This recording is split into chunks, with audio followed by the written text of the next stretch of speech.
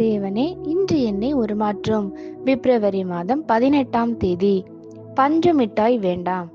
கடை வீதிகளுக்கு நாம் பிள்ளைகளோடு செல்லுகையில் அவர்கள் பஞ்சு மிட்டாயை பார்த்துவிட்டால் சிறப்பான பல காரியங்களை பார்க்கிலும் அதையே வாங்கி தர வேண்டும் என்று விரும்புவார்கள்.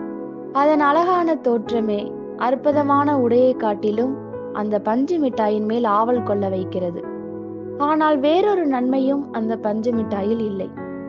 இப்படிப்பட்ட பஞ்சு மிட்டாய் ஆசீர்வாதங்களை கேட்காமல் மெய்யான ஆசீர்வாதங்களை தேவனிடம் கேட்போமாக. தன்னுடைய தரித்திரத்தினின்று ஒரு சாதாரண ஆசீர்வாதம் தன்னை வெளியே கொண்டு வந்துவிடும். ஆனால் அவைகள் அவனை அதற்கப்பால் கொண்டு செல்லாதென்பதை யாபேஸ் அறிந்திருந்தான். தேவனுக்கு அருகில் நெருங்கவும் அவரது இருதயத்திற்கு ஏற்றவனாக மாறவும் செய்யும் பரலோகத்தின் ஆசீர்வாதங்களையே விரும்பினான்.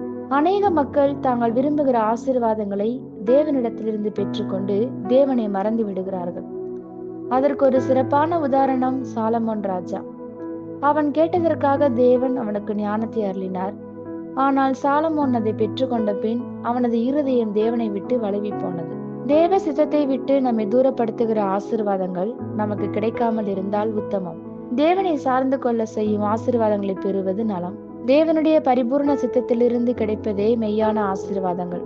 அவைகள் நமக்கு வேண்டும் என்றால் தேவனுடைய பரிபூர்ண சித்தம் இன்னதென்று உணர்ந்து அதை ஜெபத்திலே நாம் கேட்பது அவசியம். கீழ்ப்படிந்து எப்பொழுதும் கீழ்ப்படிய எவர்கள் தங்களை தாழ்த்துகிறார்களோ அவர்களுக்கு அருளப்படுகிற வெகுமதிகளே மெய்யான ஆசீர்வாதங்கள். ஆமேன். இந்த வார்த்தைகளினால் நீங்கள் ஆசீர்வதிக்கப்பட்டீர்கள் என்று நாங்கள் நம்புகிறோம்.